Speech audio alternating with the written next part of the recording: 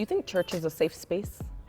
No, not for a lot of people. It hadn't been safe for women, for persons who identify as LGBTQIA. It's not just enough to talk about it, but we have to walk that walk, which is what Dr. King always talked about. Beyond the name, there's a legacy. Behind the streets, there are stories. This is A King's Place.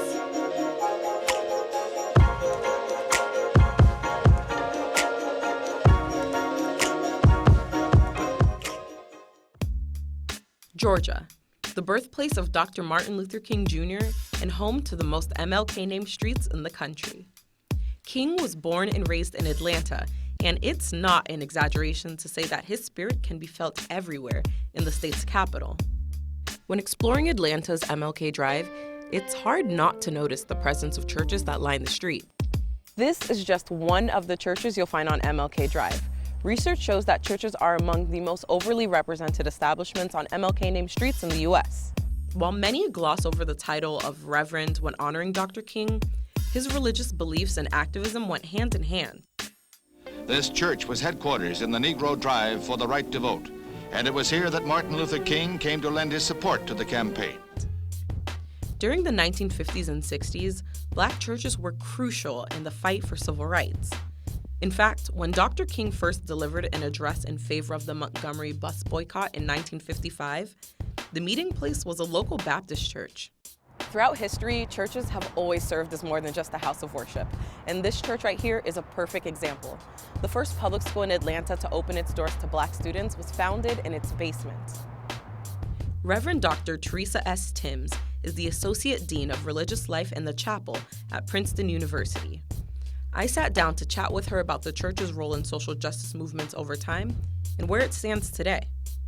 Tell me how the Black church was a part of the civil rights movement. Before the Reconstruction era, Blacks were not allowed to assemble at all. And so when they were able to assemble, they were only able to assemble in religious spaces. This opportunity to gather gave them voice, gave them power, gave them a sense of authority that they didn't have in the larger society. That was our safe place. In that community where people were gathered was a prime time to talk about issues of injustice. And the civil rights movements were born in sanctuaries and basement of churches. However, what's happened is that the role of the Black church has definitely changed. There are other people in non-church spaces who are also adding voices to movements that are not just in church basements, but in community centers and through organizations and nonprofits. The popular narrative of the church, especially the Black church, is complicated, and it really is a divisive mark now from older generations to younger generations. However, there are so many people across all of the intersections who are engaged in the Black church. The main pastor in Ferguson was a woman, Reverend Chasey Blackman, who was on the lead of that. The lead voice in the United Methodist Church right now around LGBTQIA issues is Reverend Dr. Pamela Lightsey. Even when Bree Newsom climbed the flagpole, she was reciting Psalm 27. All of these ways that there are voices of exclusion, there are so many other voices of inclusion in the church.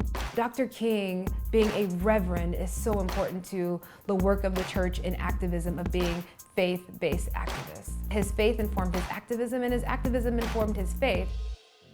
Dr. King brought social justice issues to the pulpit and was often criticized for it. Someone who's following in his footsteps is the Reverend Dr. Lisa Allen McLaurin, who pastors a Black church on Atlanta's MLK Drive. When we talk about the Black church, well, what do we mean? We mean a church that came about because our African ancestors knew that what they were hearing in the slave master's church was not true. We're talking about an institution that was committed to justice. There's so many times where words from the Bible are used to oppress people. How do we kind of like reconcile the faith with the fact that people are being oppressed by said faith? One of the ways we do that is through what we in the seminary call exegesis, which is the interpretation of texts through historical critical lenses to say, now, what of justice, what of righteousness do we see in these texts, and how do they speak to us today? Some people think that church and politics should be separate from one another. So you're laughing, like what? I am, because I've heard that, but I counter with, that is not the way I read Jesus in the Gospels. Jesus is very political. Jesus is a brown-skinned, radical revolutionary who comes and turns empire on its head. And so it is the church's duty, it is our responsibility to speak and to live into the power that Jesus has given us. He promised me he will. Reverend Lisa is outspoken about a lot, including misogyny, homophobia, and white supremacy. As the leader of her church, her sermons are full of calls for justice, even when it's uncomfortable. Know that Dr. King spent his life fighting injustice and oppression. Have you ever been criticized by people based on your social justice views?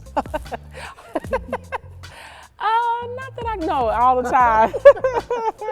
Yeah, criticize can be a fair word. I've had members who've said, you mighty hard on, this particular group, or you're mighty hard, on this, that, the third. But I have to model what Dr. King said to us, that the measure of a person is not where they stand in moments of comfort and convenience, but where they stand at times of challenge and controversy. And so I won't ever be caught with my work undone.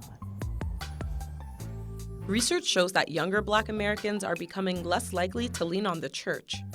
Nearly 30% of Black 18 to 29-year-olds identify as atheist, agnostic, or irreligious. I caught up with 25-year-old community organizer Erica Claudio on MLK Drive to discuss the role faith plays in her activism. Erica, who identifies as a Christian woman, works in politics and has experience advocating for reproductive rights and access. What are the most pressing social justice issues here in Atlanta? Some of the most pressing social justice issues I would believe to be economic justice here in Atlanta, gentrification. One thing that is extremely alarming to me as a Black woman is the rate of maternal mortality in Georgia. We actually have the highest rate in the country for maternal mortality in this state. As someone who hopes to one day have a family, that's an alarming thing for me. Historically, the church has grappled with issues like reproductive justice, gender, and sexuality. But Erica says church communities need to get a little uncomfortable in order for religious spaces to become more inclusive. How many women died to domestic violence because they could not go to their church and say that that was happening to them? How many women died during childbirth because they had a pregnancy that they were scared to get rid of, or lived in a state where they could not get rid of it at that term? How do we have this conversation in church, or how does someone who has had an abortion feel included in a space that is so very, pro-life or anti-abortion? I don't think it's ever a choice that anyone really wants to have to make, ever, But if that is a choice that you have to make, it is a choice that should be made between you and God and your doctor, and that's it. And the church really doesn't have a place in that conversation. I think that's the notion that we have to really enforce, is that the church does not have a space in this conversation. Did the church have a conversation about the man who put his penis in the woman? So if the church wasn't part of that conversation, the church is not to be part of the conversation of what a woman does afterwards. It is just to simply be an entity of love, light, and support, and allow people the freedom to do and be as they may, and not pass judgment. There is no separating the reverend from the man who took to the streets in nonviolent protest. King used the pulpit to speak out about war, organized against poverty, and was an ally to organizations like Planned Parenthood. While activists are no longer forced to meet in church basements, faith leaders like Reverend Lisa want to revisit the Black church's commitment to justice. She's on a mission to make her sanctuary a safe space for all. With your church being on MLK Drive and the work that it is that you do, what do you see moving forward for the church for social justice? That legacy of fighting for what is right, fighting for what is just, ever goes before us. And we've got to reclaim it and move even more powerfully through the power of the Holy Spirit into that legacy. Ministers and civil rights workers reach the end of the bridge where the cordon of troopers stand. They are ordered to turn back.